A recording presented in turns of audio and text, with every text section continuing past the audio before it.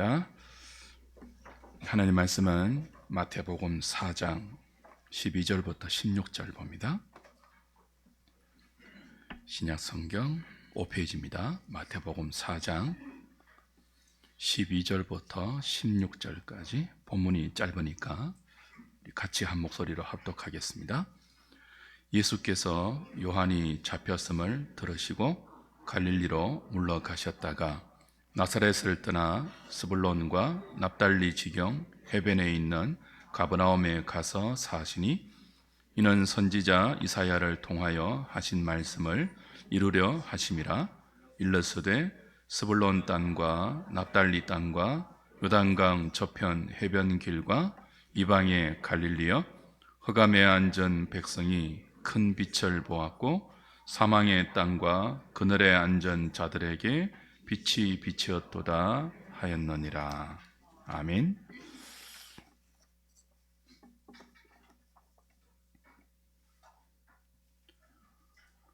오늘은 성탄 주일입니다.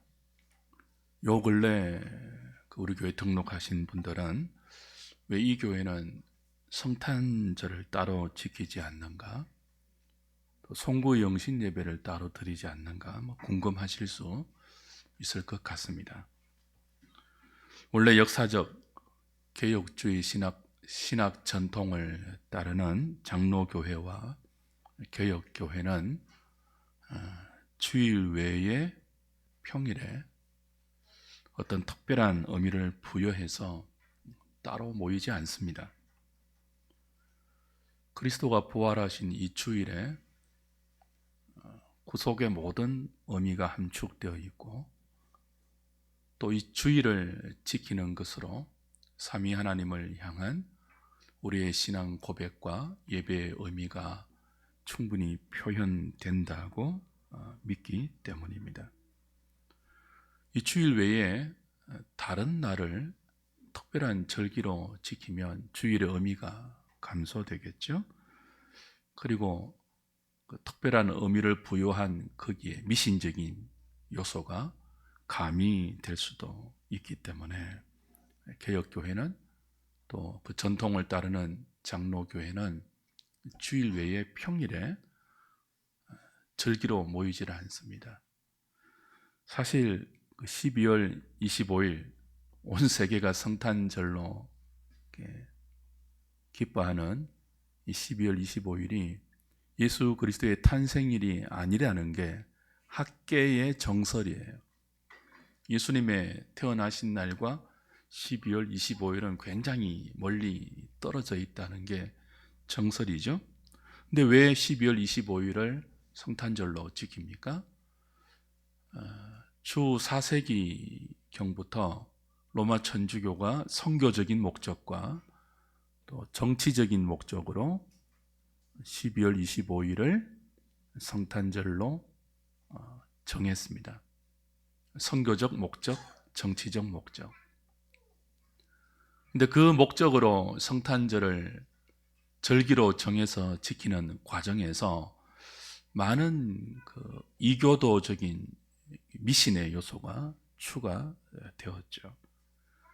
그래서 종교개혁자들은 로마 천주교가 따로 특별한 절기로 정했던 이 성탄절을 폐지하는데 전력을 기울였습니다. 한결같이 반대하는 결의를 총회에서 했죠. 대표적으로 1574년 도르트 총회에서는 성탄절을 폐지하고 12월 25일 성탄절을 지키는 그 절기를 폐지하고 12월 25일 바로 전주일을 성탄주일로 지켜, 지금 우리처럼 그죠? 이 주일에 그리스도의 탄생의 의미와 목적, 그리스도가 탄생하신 복음을 설교하기로 정했죠. 1638년 스코틀랜드의 글라스고우 총회도 지금 하는, 제가 설명드린 이 설명은 몇 년 전부터 계속 성탄주일이 되면 계속 드리는 설명이니까 그 홈페이지 가서 지난 몇 년 설교를 들으시면 다 나와 있으니까 참고하시면 돼요. 1638년 스코틀랜드의 글라스고우 총회도 주일 외에 따로 지키는 성탄절을 성경이 보증해 주지 않는 날이다 폐지했습니다. 뿐만 아니고 그 외에 다른 평일에 교회가 지키는 특별한 절기를 모두 비성경적이라고 판단해서 폐지했죠. 글라스고우 총회 결정이었습니다. 심지어 이 글라스고우 총회는요, 이런 결정을 총회가 했음에도 불구하고 성탄절을 따로 지키고 절기를 따로 지키는 목회자들을 징벌하도록 명문화했습니다. 징벌했어요. 개혁교회가. 영국의 청교도들은 성탄절을 거부했죠. 그래서 이게 비기독교인 학자들은 이 청교도들을 이렇게 평가해요. 성탄절을 지키는 사람들을 핍박한 사람들, 세상과 인연을 끊고 그 모든 사람의 재미를 막은 무리들, 이렇게 평가하는 경향이 있는데, 여하튼 영국의 청교도들도 성탄절을 반대했죠. 거부했죠. 1643년 우리 장로교회가 성경의 모든 진리를 요약한 교리로 받고 있는 웨스트민스터 총회는 정치와 예배 모범을 확정해서 공식적으로 주일 외에 성탄절, 부활절, 기타 절기들을 지키지 못하도록 법령으로 제정했습니다. 영국 의회의 법령으로 제정했습니다. 물론 얼마 있지 않아서 이것이 다시 정치적인 의도로 폐지되었지만, 여하튼 장로교회의 전통은 웨스트민스터 총회의 결정을 따르고 있죠. 미국으로 건너간 청교도들도 이런 장로교 개혁교회의 전통을 이어받아서 성탄절을 지키지 않았습니다. 1659년 제정된 매사추세츠 법령은 12월 25일을 성탄절로 지키는 사람에게 벌금을 내도록 했습니다. 요 근래 1899년 미국 남장로교 총회에 이런 헌의안이 올라왔어요. 성탄절과 부활절을 절기로 인정하는 것에 대해 총회에 명확하고 분명한 입장을 표명해 달라. 이렇게 역사적 개혁교회와 장로교회가 성탄절을 지키지 않는 전통이 있음에도 불구하고 계속 세상의 영향, 상업주의의 영향, 또 천주교의 영향, 여러 가지 이유로 교회가 성탄절을 지키는 분위기가 점차 확대되었죠. 그래서 남장로교회가 1899년에 총회에 이렇게 공식적으로 헌의를 한 거예요. 이런 교회들이 많이 늘어났는데 총회의 결의는 무엇입니까? 공식적인 총회의 결정은 무엇입니까? 대답해 주십시오라고 헌의했고, 여기에 총회는 이렇게 답을 했습니다. 성경에는 성탄절과 부활절을 거룩한 날로 지켜야 한다는 근거가 없다. 오히려 성경은 그 반대이다. 그리고 그러한 절기 준수는 개혁주의 신앙의 원리에 어긋나고 자의적 예배를 조장하며 예수 그리스도의 복음의 단순성과도 조화를 이루지 못한다. 그렇게 결의했어요. 그러니까 성탄주일, 부활주일, 고난주일, 주일로 충분하다는 거죠. 이처럼 개신교회의 역사적 전통은 주일을 제외한 평일의 모든 절기를 배제했습니다. 물론 성탄절에 가미되어 있는 미신적인 요소, 상업주의적 요소, 또 기타 여러 잘못된 비성경적인 요소를 걷어내고 따로 이렇게 성탄절 예배를 드리면서 복음을 전파하고 사람들에게 성탄의 의미를 전거하는 것도 나름의 유익이 있습니다. 그러나 훨씬 더 성경적인 결정이 도로토 총회의 결이죠. 12월 25일 바로 전주일을 성탄주일로 지키는 것이 개혁교회, 장로교회 전통이기도 하고 훨씬 성경적이에요. 그래서 우리 하늘의교회도 5년 전부터 당회에서 결의를 했습니다. 주일 외에 다른 날을 절기로 지키지 않는 결의를 했습니다. 그 이후로 우리는 성탄절 따로 모이지 않고 12월 31일 밤 자정에 송구영신 예배도 따로 모이지 않습니다. 사실 송구영신 예배 때 모여서 많은 교회들이 말씀 카드 뽑고 이런 거 하잖아요. 그 정말 미신적이거든요. 교회는 그런 거 하면 안 되거든요. 그날을 송구영신 예배로 모여서 하나님께 한 해를 감사하고 또 새로운 한 해를 믿음으로 받아들이는 좋은 의미도 있지만, 제가 가만히 목회를 해보니까요, 평일 주일보다 그냥 우리 매주 맞는 주일보다 성탄절 예배 또 송구영신 예배가 훨씬 많이 나오시더라고요. 어떤 의미가 있을까요? 우리도 모르는 사이에 어떤 미신적인 마음을 갖고 있는 것입니다. 추술적이고 기복적인 요소가 이런 주일 외에 평일을 특별한 절기로 지키는 것에 많이 가미되기 때문에 개혁교회는 역사적으로 그런 흐름과 그런 경향들을 늘 이렇게 배제해 온 것입니다. 새로 오신 교우들은 왜 이 교회는 성탄절을 따로 모이지 않는가? 왜 송구영신 예배를 따로 드리지 않는가? 이상하게 여기시지 마시고 그런 이해를 가지시면 좋겠습니다. 그렇다면 성탄의 의미는 무엇일까요? 왜 우리가 성탄 주일에 성육신하신 주님의 은혜를 생각하면서 기뻐하고 감사하는 것일까요? 오늘 본문은 예수님의 공생애를 시작하는 장면입니다. 세례 요한에게 세례를 받으신 주님은 성령에 이끌려 광야로 가시죠. 40일을 금식하면서 첫 조상 아담이 실패한 사탄이 주는 세 가지 시험을 둘째 아담으로 승리하셨습니다. 그리고 세례 요한이 붙잡혔다는 소식을 듣고 유대에서 갈릴리로 물러가시죠. 유대 지방에서 갈릴리 지방으로 물러가셨다가 고향인 나사렛을 떠나 스불론과 납달리 지경 해변에 있는 가버나움으로 가셨다. 그렇게 오늘 마태는 기록하죠. 그리고 그것을 하나님께서 이사야 선지자를 통해서 하신 말씀을 이루기 위해서다. 그렇게 말씀하고 있습니다. 예수님이 세례 요한이 붙잡힌 소식을 듣고 유대에서 갈릴리로 물러갔다가 나사렛을 떠나 가버나움에 가서 사셨다.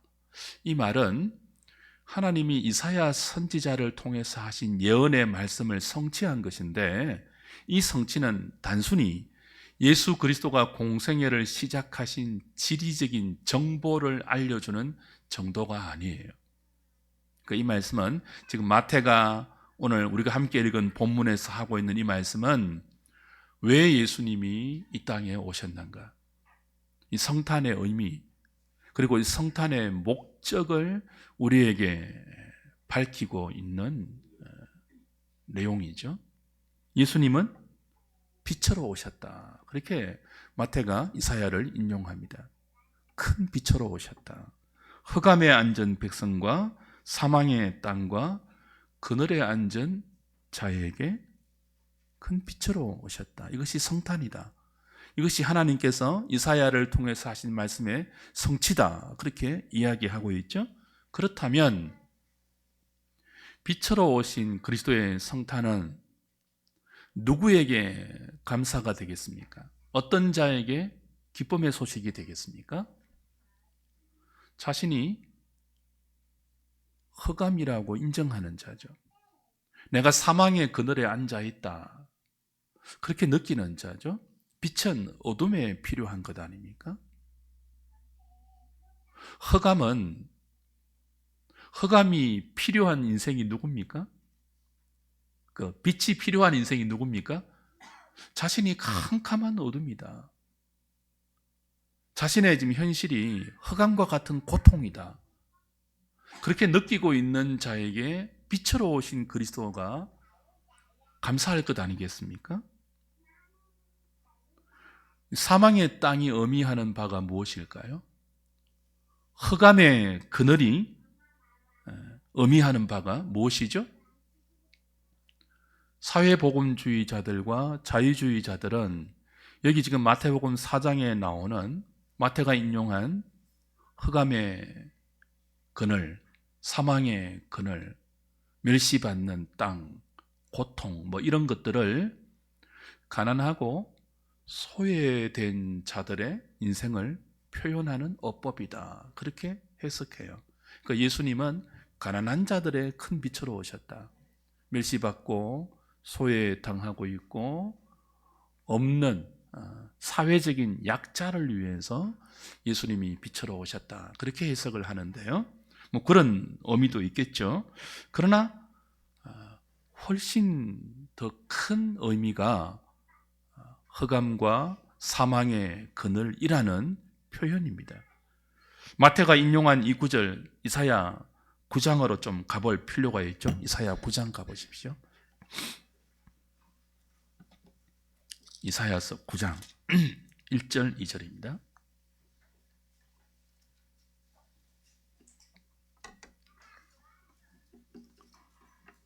(978페이지) 구약성경. 전에 고통받던 자들에게는 흑암이 없으리로다. 옛적에는 여호와께서 스불론 땅과 납달리 땅이 멸시를 당하게 하셨더니 후에는 해변길과 요단 저쪽 이방의 갈릴리를 영화롭게 하셨느니라. 흑암에 행하던 백성이 큰 빛을 보고 사망의 그늘진 땅에 거주하던 자에게 빛이 비치도다. 자, 마태가 이 구절을 인용해서 예수님이 빛으로 오셨다. 이렇게 지금 해석하고 있지 않습니까? 그러니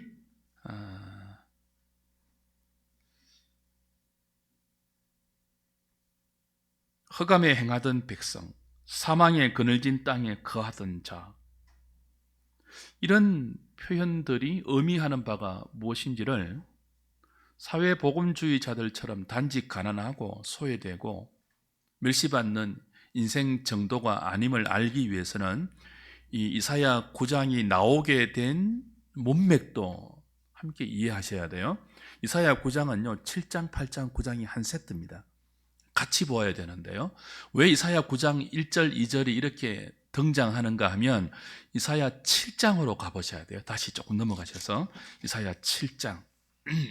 여기 이제 잘 아는 동정녀에게서 나오는 임마누엘의 징조, 탄생이 예언되죠. 이사야 7장 1절부터 14절까지 봅니다. 우시아의 손자요 요담의 아들인 유다의 아하스 왕 때에 아람의 르신 왕과 르말리아의 아들 이스라엘의 베가 왕이 올라와서 예루살렘을 쳤으나 능히 이기지 못하니라. 어떤 사람이 다윗의 집에 알려 이르되 아람이 에브라임과 동맹하였다 하였으므로 왕의 마음과 그의 백성의 마음이 숲이 바람에 흔들림같이 흔들렸더라. 자, 북이스라엘과 남유다가 분열되어서 늘 싸우는 그런 때예요. 근데 어떤 날 남유다의 아하스 왕 때 북이스라엘의 베가와 아람의 르신이 연합을 해서 유다를 치러 올라온 거예요. 그 소식을 들은 유다의 아하스 왕과 유다 백성들의 마음이 마치 2절 후반부에 보니까 숲이 바람에 흔들림 같이 흔들렸더라 그랬습니다. 마음이 이 숲 전체가 바람에 휘청휘청 흔들리는 것처럼 크게 흔들렸대요. 그러니까 두려운 거예요. 그래서 이 큰 두려움이 오면 아하스 왕이 사실 선택해야 하는 결정은 하나님을 의지하고 하나님의 도움을 구하는 것 아니겠습니까? 근데 아하스 왕은 그런 결정을 하지 않고요. 아수르 왕 디글랏 빌레셀이라는 당시에 강력한 아수르의 절대 주권자에게 우리 좀 도와달라 하고 정치적인 도움을 요청했습니다. 근데 아주 비굴하게 요청했어요. 그 예루살렘 성전에 있는 모든 보물을 다 끌고 모아서 아수르 왕에게 갖다 바치면서 당신이 나의 왕입니다, 이렇게 무릎을 꿇고 도움을 요청하는 사절단을 보내어서 요청을 했죠. 그래서 하나님이 이런 그 아하스 왕에게 이사야 선지자를 보냅니다. 3절, 7장 3절. 그때 여호와께서 이사야에게 이르시되 너와 내 아들 스알야숲은 윗못 수도 끝 세탁자의 밭 큰 길에 나가서 아하스를 만나 그에게 이르기를 너는 삼가며 조용하라. 르신과 아람과 르말리아의 아들이 심히 노할지라도 이들은 연기나는 두 부지깽이 그릇되기에 불과하니 두려워하지 말며 낙심하지 말라. 지금 아하스와 유다 백성들이 이 북이스라엘과 아람의 연합군의 침공으로 두려워서 떨지 않습니까? 그래서 아수르에게 도움을 요청했잖아요. 그러니까 하나님은 뭐라고 했습니까? 야, 내가 있는데 왜 아수르에게 도움을 요청하니? 왜 이방 왕에게 굽실거리고 내 백성이, 내가 세운 유다의 왕이 왜 나를 제쳐놓고 쓸데없는 곳에 도움과 의지와 협조를 요청하니? 지금 너희들을 쳐들어온 북이스라엘과 아람의 연합군은 연기나는 두 부지깽이, 나무가 다 타고 이제 부지깽이 있잖아요. 그것에 불과하니까 겁내지 마라. 내가 너를 지켜줄게. 아수르 왕에게 가지 마라. 그렇게 이사야를 통해서 말씀을 하시죠. 그래도 이 아하스 왕이 하나님 말씀을 듣습니까? 안 듣습니까? 듣지 않죠. 여전히 아수르 왕을 강하게 하나님처럼 의지합니다. 그래서 믿지 못하는 아하스에게 하나님이 이사야를 통해서 두 번째로 말씀하세요. 그러면 네가 믿지 못하면, 내가 너와 함께 한다는 사실을 믿지 못하면 무엇을 구하라고 합니까? 징조를 구하라, 그렇게 말해요.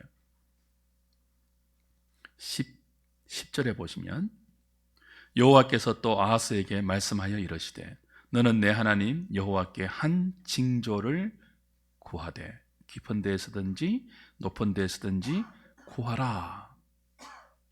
내가 널 도와줄게. 아수르 왕에게 가지 않아도 돼. 내가 도와줄게. 못 믿겠으면 뭘 구하라고요? 징조를 구하라. 근데 아하스의 답변이 뭡니까? 12절.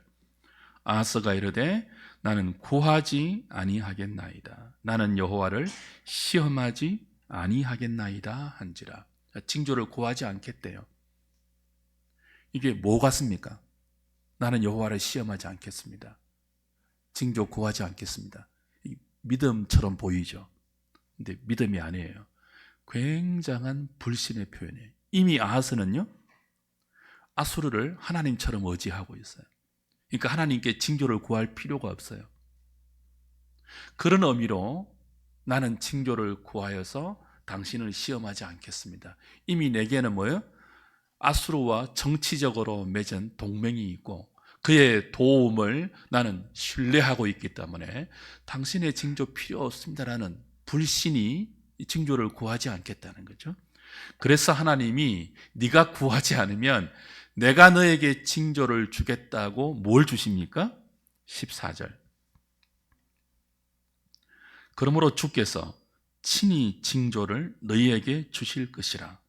우리가 잘 아는 유명한 동정녀 탄생의 징조를 주십니다. 보라, 처녀가 잉태하여 아들을 낳을 것이요 그의 이름을 임마누엘이라 하리라. 이미 마태는 마태복음 1장 23절에서 이 구절을 인용하여 예수 그리스도의 탄생이 바로 이 징조를 성취한 것이라고 말한 바 있죠.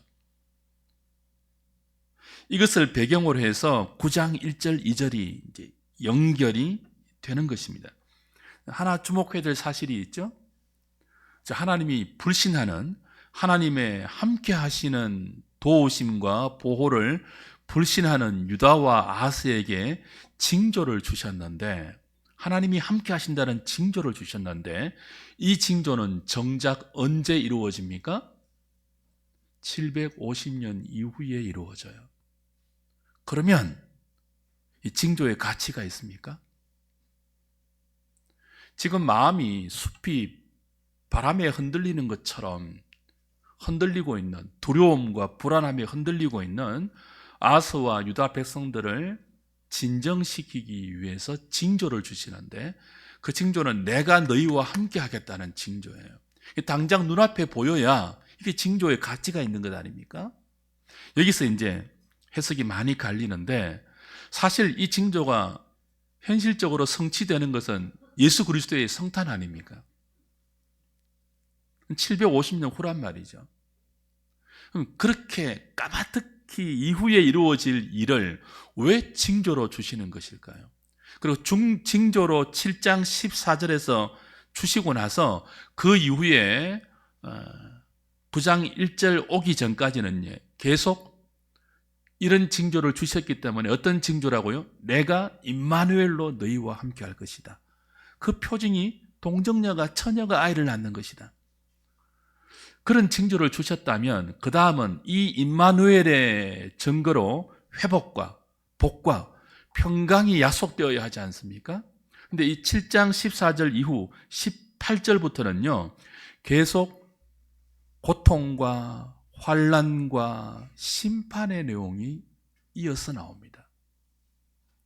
유다 땅에 큰 고통이 임할 것이다. 하나님이 함께 하시는데 큰 환난이 임할 것이다. 심지어 8장은요 8장 1절에 보십시오. 여호와께서 내게 이르시되 너는 큰 서판을 가지고 그 위에 통용 문자로 마할 살랄 하스 바스라고 쓰라 그랬죠. 여기 마할 살랄 하스바스는요 노략이 속히 임한다, 그런 뜻입니다. 내가 너희와 함께해서 임마누엘의 은혜로 내가 너희를 지켜줄게. 아수르 왕 의지하지 않아도 된다. 내가 너희들의 왕이다. 그래 놓고는 뭐 하신다고요? 속히 노략이 임할 것이다. 너희에게 큰 벌과 환난이 임할 것이다. 그 결과 8장 20절은 이렇게 된대요. 유다와 예루살렘이 이렇게 된대요. 8장 20절 마땅히 율법과 증거의 말씀을 따를지니 그들이 말하는 바가 이 말씀에 맞지 아니하면 그들이 정녕 아침 빛을 보지 못하고 이 땅으로 헤매며 공고하며 굶주릴 것이라. 그가 굶주릴 때에 격분하여 자기의 왕과 자기의 하나님을 저주할 것이며 위를 쳐다보거나 땅을 굽어보아도 환난과 흑암과 고통의 흑암뿐이리니 그들이 심한 흑암 가운데로 쫓겨 들어가리라. 이상하지 않아요? 임마누엘의 징조를 약속하셨잖아요. 근데 하나님이 함께 하신다고 해놓고 왜 유다 땅이 이렇게 되죠? 어떻게 된다고요? 위를 쳐다보고 땅을 굽어보아도 그 땅은 무엇밖에 없다고요? 환난과 흑암과 고통의 흑암뿐이래요. 그 고통의 흑암의 정도가 너무 심해서, 그죠? 그들이 빛이 하나도 없는 심한 흑암 가운데로 쫓겨 들어갈 것이다, 그렇게 말해요. 왜 유다 땅이 이렇게 됩니까? 하나님이 함께 하시는데. 지금 아하스와 유다 백성들의 영적 상태가 어때요? 하나님을 불신하죠. 징조도 필요 없대요. 뭐가 있기 때문에? 아수르의 왕이 있기 때문에. 정치적인 동맹과 군사적인 동맹이 든든한 백으로 있기 때문에. 마치 우리나라가 미국과 일본을 의지하듯이. 그래서 하나님 믿지 못하는 거예요. 이 유다가, 아하스 왕이. 징조까지 안 믿겠대요. 그래서 하나님은 내가 너희와 분명히 함께한다. 나는 임마누엘이다 너희들의. 그리고는 믿지 않는 이들에게 뭘 주신다고요? 큰 흑암의 고통을 벌로 주세요. 나를 믿지 않으면 너희들은 아무리 아수르를 의지한다고 할지라도 예루살렘 성전에 있는 모든 금은 보화를 다 긁어 모아서 아수르 왕에게 조공으로 바치면서 머리를 굽히고 비굴하게 우리를 도와주세요. 우리 편이 되어주세요 라고 요청한다 할지라도, 아니 아수르가 아니라 어떤 나라가 너희들의 편이 된다 할지라도 너희들이 나를 버리면, 내가 너희들의 임마누엘 되는 그 은혜를 믿지 못하면, 너희들이 어떤 방법을 동원하고 어떤 수단을 동원한다 할지라도 너희들은 어떻게 된다는 거예요? 흑암과 고통과 캄캄한 저주밖에 받을 수 없는 그런 땅이 될 것이다. 그렇게 말하죠. 그리고 나서 9장 1절 2절이 나오는 거예요. 그러나 그게 끝이 아니다. 그러나 그게 끝이 아니다. 9장 1절 2절 다시 봅니다. 이 부분을 이제 마태가 4장에서 인용한 것이거든요. 9장 1절 2절, 전에 고통받던 자들에게는, 전에예요, 전에. 지금, 그죠? 지금 이 그 징조를 믿지 못하는, 임마누엘의 은총을 믿지 못하는 이 유다 백성들에게 하나님이 이제 징벌로 고통, 흑암의 고통을 주시지 않습니까? 그러나 후에는 전에 고통받던 자들에게는 흑암이 없으리로다. 이제는 그 흑암의 고통을 없애주겠다는 거예요. 옛적에는 여호와께서 스불론 땅과 납달리 땅이 멸시를 당하게 하셨더니 후에는 해변길과 요단 저쪽 이방의 갈릴리를 영화롭게 하셨느니라. 흑암에 행하던 백성이 큰 빛을 보고 사망의 그늘진 땅에 거주하던 자에게 빛이 비치도다. 자, 이사야 7장 18절 이후에 아하스와 유다 땅에 임하는 큰 흑암은요, 사실 하나님이 주신 벌이잖아요. 근데 그 벌이 누구를 통해서 옵니까? 그들이 의지했던 아수르를 통해서 와요. 하나님의 도움을 거절했잖아요. 당신의 징조 필요 없습니다. 나는 아수르 왕이 있으니까 필요 없으니라고 아수르를 의지했는데, 하나님의 벌은 뭐예요? 그들이 의지하는 아수르에 의해서 유다 땅이 황폐하게 되는 거예요. 어떨 정도로요? 큰 흑암의 고통이라고 표현할 정도로. 근데 그게 끝이 아니고, 그렇게 고통 가운데 있던 그 백성들을 하나님이 무엇으로요? 큰 빛으로 회복시키겠다는 것이 임마누엘의 징조가 의미하는 성탄의 메시지죠.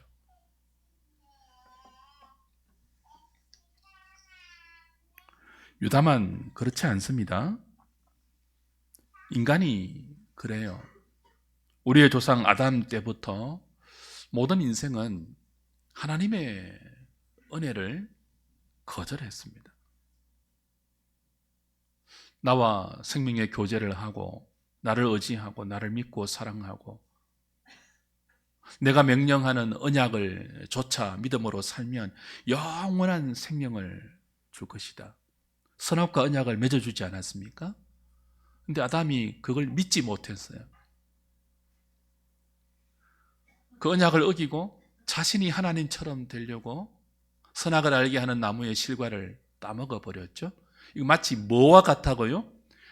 임마누엘의 징조를 필요 없다고 거부하고 눈에 보이는 아하스 왕의 정치적인 힘, 군사적인 힘, 경제적인 힘을 더 의지하고 따랐던 유다와 같죠.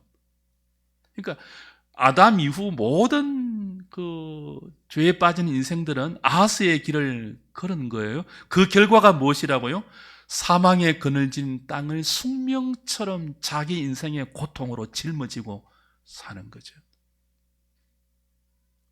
그런데도 그게 어둠인지 모르죠.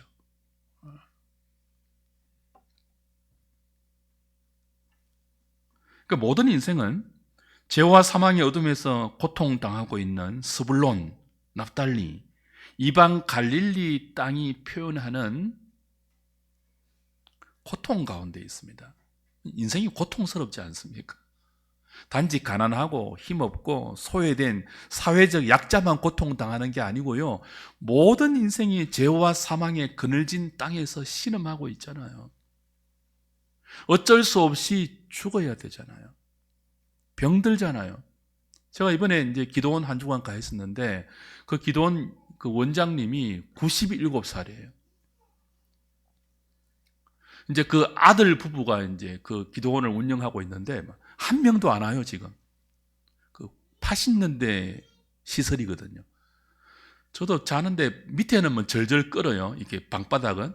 근데 위는 우풍이 얼마나 심한지 막 얼굴이 다 얼어서 왔어요. 근데 그거 이제 보수할 돈이 없으니까 제가 헌금을 좀 많이 하고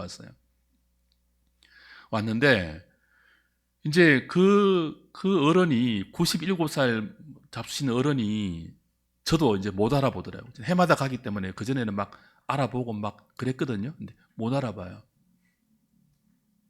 아들이 80된 목사님인데 온 몸에 막 병이 와가지고 기도원을 돌볼 관리할 여건이 안 되는 거예요. 인생이 그래요. 평생을 주의 복음에 헌신한 그 사역자들도 그래요. 고통스럽다고요. 흑암의 고통이 우리 인생을 그냥 뒤엎고 있다고요. 이게 뭐라고요? 하나님의 징벌이죠. 모든 인생의 숙명이에요. 하나님을 선택하지 않고 자기 자신이 하나님처럼 되려고 하고 자기가 바벨탑을 쌓아서 하늘 꼭대기까지 자기의 명성과 자기의 존재됨을 격상시키고 끌어올려서 자기를 증명하려고 하는 그 결과는 뭐죠? 오히려 고통과 불안과 비명과 신음이죠. 하나님은 당신을 스스로 떠나서 이런 죄와 사망의 그늘에 앉아있는 인생을 그냥 방치하고 내버려 두지 않고 누구를 보내신다고요? 당신의 독생자를 사망의 그늘에 앉은 백성들에게 큰 빛으로 보내셨죠. 흑암의 고통에서 신음하면서도 그게 왜 그런지 모르는 이 무지한 인생들을 밝히는 생명의 빛으로 당신의 독생자를 동정녀의 몸에서 태어난 한 아기로 보냈어요. 이 성탄이죠. 근데 이 성탄이 하나님과 예수 그리스도의 입장에서는요, 너무나 고통이에요. 우리의 고통을 해결하기 위해서 당신이 고통 가운데 오시죠. 생각해 보세요. 근본 하나님과 본체시나, 그죠? 아버지의 지위, 아버지의 영광, 아버지의 존귀함, 아버지의 능력, 아버지의 모든 광대함과 똑같은 지위와 똑같은 권능을 가지신 성자 예수님이 그 모든 동등됨을 취할 것으로 여기지 아니하고 스스로 자기를 비어 종의 형체를 가진 인간으로 오신 거예요. 요즘 우리 빌립보서 묵상하고 있잖아요. 그러니까 성탄은요, 해피 버스데이 투 유가 아니에요.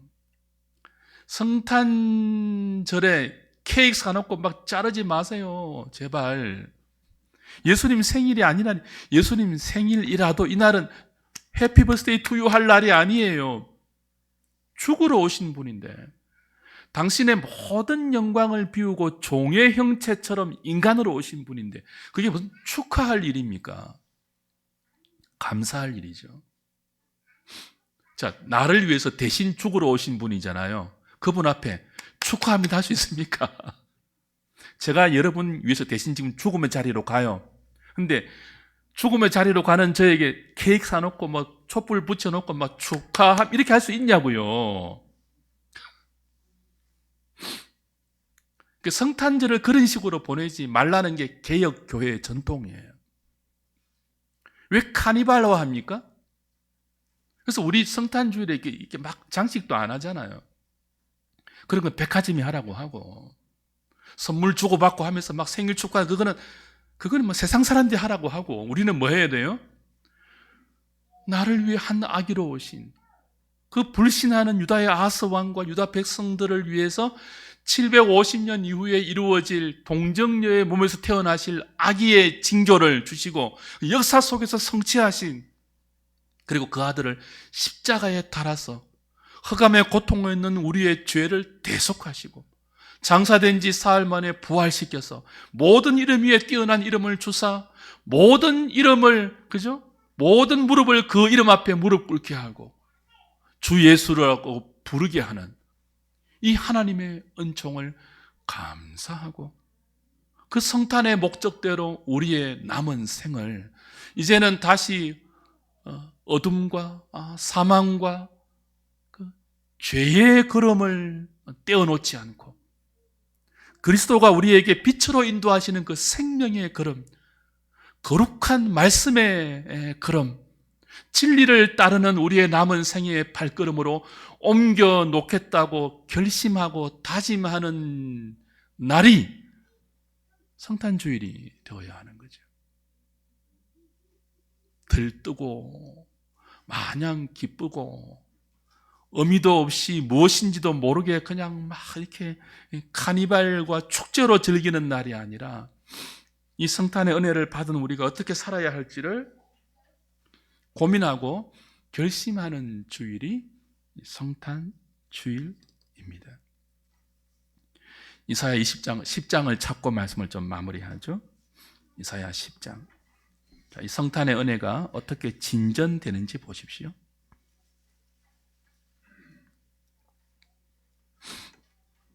20절, 21절.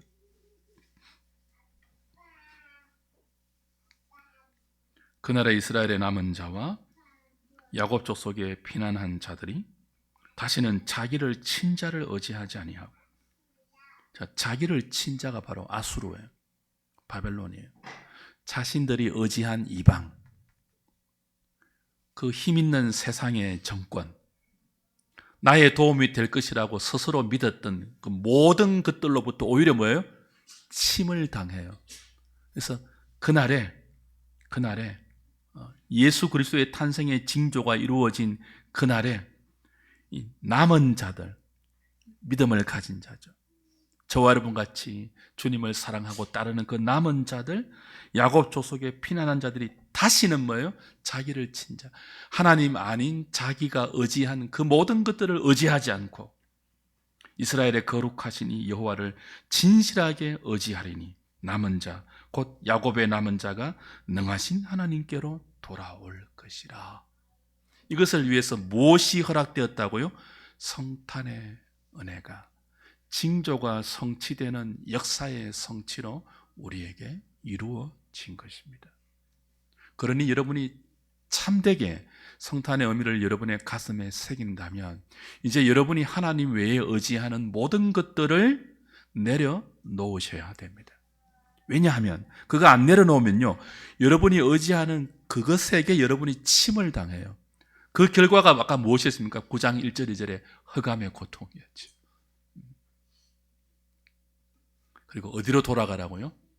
우리의 참된 의지이신 아들을 보내신 하나님, 우리 위해서 당신의 목숨을 내어놓으신 성자 예수님, 그 모든 열심과 사랑을 믿게 하는 성령 하나님의 은혜 안으로 우리의 모든 생각과 마음을 돌이켜 그 성령의 이끄는 대로 말씀을 따라가는 길, 세상이 부추기는 허망한 길 말고요, 여러분 눈에 좋게 보이는 그 아수르 왕 그거 말고요, 내가 보아도 보잘것없는 한 아기, 말구유에 태어나신 비천한 아기, 그 아기가 여러분을 인도하는 거룩한 생명의 길로 저와 여러분의 남은 생애를 어린 양이 어디로 인도하는지 잘 순종하며 따라가겠다고 다짐하고 결심하는 복된 성탄주일 되시기를 우리 주님의 이름으로 축복합니다. 우리 시간